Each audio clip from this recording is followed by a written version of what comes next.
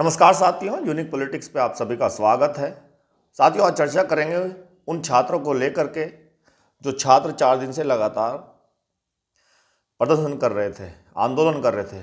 और आंदोलन इस बात को लेकर कर रहे थे कि जो परीक्षा है यूपीएससी की, आरओ की, एआरओ की, उसमें कहीं ना कहीं बेईमानी होती है या बेईमानी हो सकती है। उसके लिए जो 2 शिफ्ट में एग्ज़ाम कराने की तैयारी है उसको 1 शिफ्ट में किया जाए और जो नॉर्मलाइजेशन है उसको ख़त्म किया जाए। वो यूपीएससी में नहीं होना चाहिए क्योंकि उसके माध्यम से बेईमानी हो जाती है, बेईमानी करने की कोशिश की जा सकती है। तो उसको लेकर के 4 दिन से लगातार धरना प्रदर्शन छात्र कर रहे थे, लेकिन अब सरकार ने उनकी मांगों को माना है और जो एग्ज़ाम है वो 1 शिफ्ट में कराने की बात कही है और नॉर्मलाइजेशन जो है उसको इसमें लागू नहीं करेंगे। तो 4 दिन के बाद, बवाल कटने के बाद ये फैसला लिया है और ये फैसला पहले ही लिया जा सकता था या इस तरह की जो चीज़ें थी वो शायद होती भी नहीं। अब हम इस बात पर चर्चा करेंगे कि ऐसा क्या आगे नहीं होगा। अगर बेईमानी होने वाली थी या हो सकती थी, इस तरह की बातें हैं, इस चीज़ को ख़त्म करने के बाद क्या आगे ऐसा नहीं होगा?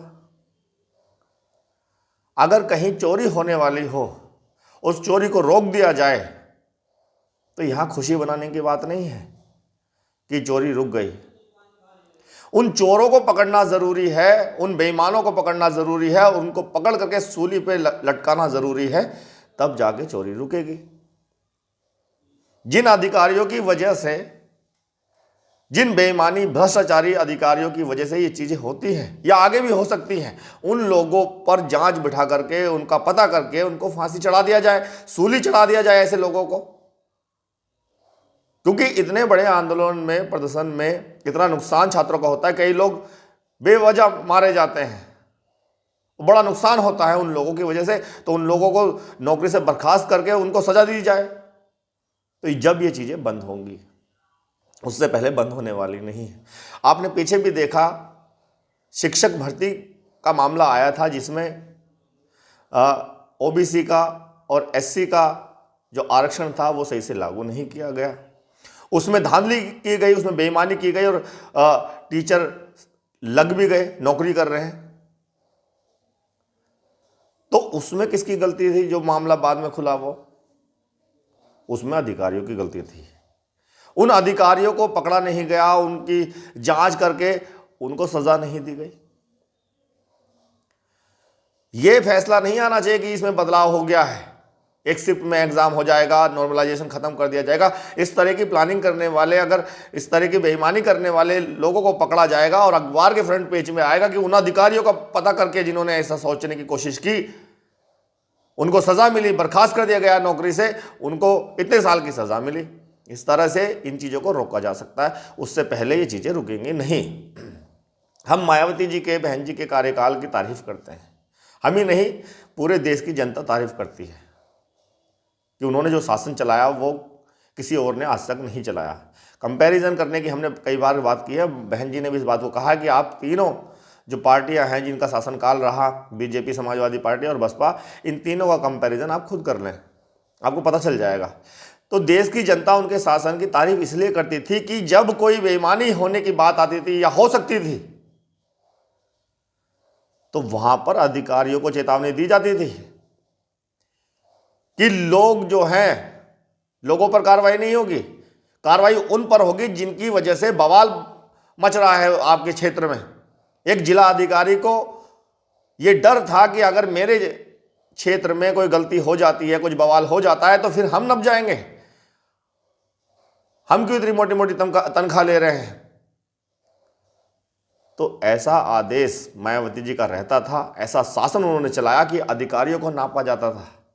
आपके क्षेत्र में कोई गड़बड़ हुई तो आप सूली पे चढ़ा दिए जाओगे, तब तो डरेगा भाई। सारा सिस्टम जो है वो ऊपर वाले व्यक्ति के हाथ में रहता है, नीचे को फिर चलता है। जब ऊपर वाला व्यक्ति ही डरेगा, उसे अपनी नौकरी का डर होगा, उसको सजा का डर होगा, तभी तो जाके अपने क्षेत्र में वो जाके राउंड लगाएगा, ईमानदारी से काम करेगा।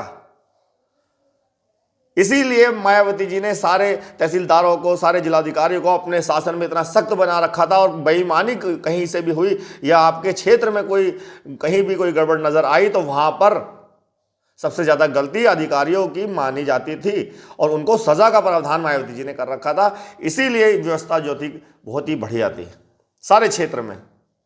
तो इसीलिए कोई पेपर लीक की तो बात, आज जो पेपर लीक इतने होते हैं वो कभी पेपर लीक की बात नहीं आई, बेईमानी की बात नहीं आई। कहा जाता था कि बहन जी के कार्यकाल में जितना ईमानदारी से भर्तियां हुई हैं वो किसी के कार्यकाल में नहीं हुई।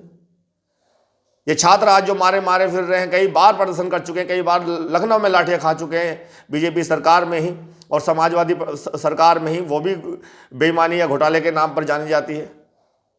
लेकिन बसपा के कार्यकाल में ऐसा नहीं हुआ, बसपा के शासन में ऐसा नहीं हुआ। तो इसीलिए ज़रूरत है कि इस एग्ज़ाम को, छात्रों की मांग जो मांगी गई है कि भाई एक शिफ्ट में कर दिया जाएगा, ये अच्छी बात है, स्वागत योग्य फैसला है योगी जी का। नॉर्मलाइजेशन नहीं होगा लागू, ये अच्छी बात है, ये सरकार का अच्छा फैसला है। लेकिन 4 दिन तक जो बवाल मचता रहा उसकी जिम्मेदारी कौन लेगा? जो लाठियां छात्रों ने खाई हैं उसकी भरपाई कौन करेगा? तो यहां अधिकारियों की गलती है तो अधिकारियों को नापा जाए, जांच की जाए उसकी। तो इस तरह से ही व्यवस्था को बनाकर रखा जा सकता है। इसके अलावा कभी भी इन जो व्यवस्था आज खराब हुई है, जो आज प्रदर्शन हुए हैं, जो आंदोलन हुए हैं, जो छात्र सड़कों पे हैं, ये दोबारा आ सकते हैं। तो फिर चीजें हो सकती हैं। भाई पुलिस वालों ने मान लिया किसी चोर को चोरी करने से रोक दिया, चोर पकड़ा नहीं गया, तो वो तो कहीं और चोरी करेगा, कुछ ना कुछ तो करेगा ही ना वो, यहां नहीं तो वहां से ही। वहां आपकी बार वहां शायद किसी को पता ना चले और काम हो जाए। तो उन चोरों को ढूंढ करके उनको सजा देना बहुत जरूरी है। इसीलिए हम कहते हैं कि कार्रवाई बसपा की तरह होनी चाहिए अधिकारियों पर, और बसपा का शासनकाल इसलिए हम कहते हैं कि कोई दिक्कत किसी को आती नहीं, बसपा का कार्यकाल आना चाहिए। शासन बहन जी से बढ़िया कोई चला ही नहीं सकता। हम तो खुलेआम कहते हैं, तारीफ करते हैं बहन जी की शासनकाल की, कानून व्यवस्था की, सारा सिस्टम जो उन्होंने चलाया, उनके अलावा हमें लगता नहीं कि कोई और पार्टी चला भी पाएगी। योगी जी की सरकार दूसरा कार्यकाल चल रहा है, 17 से 22 में, 22 से 27 तक रहेगा। अभी तक कोई ऐसा शासन नजर नहीं आ रहा योगी जी के उसमें, और सपा तो 12 से 17 तक रही है। उसमें कितनी चीजें हुई हैं, कितना घोटाला हुआ है, ये भी बात किसी से छुपी नहीं है। किस तरह से बीएसपी के कार्यकाल में काम हुए, उन कामों को ही अपना श्रेय देना। बहुत सारी चीजें ऐसी जो मायावती जी ने की लोगों के लिए, गरीब लोगों के लिए, उन व्यवस्था को खत्म कर देना। बस बैर निकालना रहा समाजवादी पार्टी ने, सीधा बसपा के जितने भी काम थे उनको तोड़ फोड़ करना। ऐसा ही समाजवादी पार्टी ने ऐसा तो किया है, लेकिन अपना कोई ज्यादा काम नहीं किया। तो इसीलिए जरूरी है कि देश के अंदर ऐसा शासन आए, और ये शासन तभी आ सकता है जब बसपा सरकार आएगी। और अगर कोई पार्टी, हम ये नहीं कह रहे कि अगर कोई पार्टी ऐसा करती है, चाहे वो बीजेपी हो, समाजवादी पार्टी से ये उम्मीद करनी बेकार है, वो तो आते ही भ्रष्टाचारी। वैसे तो बीजेपी में भी बहुत भ्रष्टाचारी के मामले सामने आ रहे हैं। तो अगर बीजेपी भी ऐसा काम करती है, शासन अच्छा चलाती है और उन लोगों पर कार्रवाई करके ईमानदारी दिखाती है, तो हम ये नहीं कि बीजेपी की बुराई करेंगे, बीजेपी की भी तारीफ करेंगे। और बल्कि बहन जी की जो नीति है, जो सोच है, आपने देखा होगा जो ऐसे फैसले रहे जो जनहित में रहे, उसका हमेशा समर्थन किया है। चाहे वो समाजवादी पार्टी का हो, चाहे वो बीजेपी का हो, चाहे वो कांग्रेस का हो, किसी का भी ऐसा फैसला हो जो जनहित के समर्थन का फैसला हो, उस समर्थन का हमेशा से फैसला बहन जी ने किया है। तो ऐसी सोच बीएसपी की है, ऐसी ही सोच हमारी है, और ऐसी ही सोच बहुजन समाज के उन बुद्धिजीवियों की है, उन मिशनरी लोगों की है, जो चाहते हैं कि देश में समानता, एकता बनी रहे और बेईमानी ना हो। तो अगर बीजेपी भी ऐसा काम करती है और ईमानदारी से छात्रों की भर्ती करती है, बेरोजगारी खत्म करने का प्रयास करती है, तो ये फैसले स्वागत योग्य होंगे। अब उनका ये फैसला है कि एक शिफ्ट में एग्जाम होगा, इसमें नॉर्मलाइजेशन नहीं होगा, तो ये स्वागत योग्य फैसला है। लेकिन इसके साथ साथ अगर उन अधिकारियों को दंडित किया जाए जो इस तरह की हरकत करने वाले थे, बेईमानी करने वाले थे, जिस तरह से आरोप लग रहे हैं, तो उनकी जांच पड़ताल पूरी तरह से हो अधिकारियों को सूली पे चढ़ा दिया जाएगा ना जब से, तब देखना कैसे बदलाव अपने आप हो जाते हैं। फिर किसी को इधर उधर भागने की या भटकने की जरूरत नहीं पड़ेगी। और ऐसा शासन तो मायावती जी ने ही चलाया, जिन्होंने अधिकारियों को ढूंढ ढूंढ कर जिनकी गलतियां निकलती थी उनको सजा दी। चलिए देखते हैं क्या होता है। बहुत बहुत धन्यवाद, नमस्कार।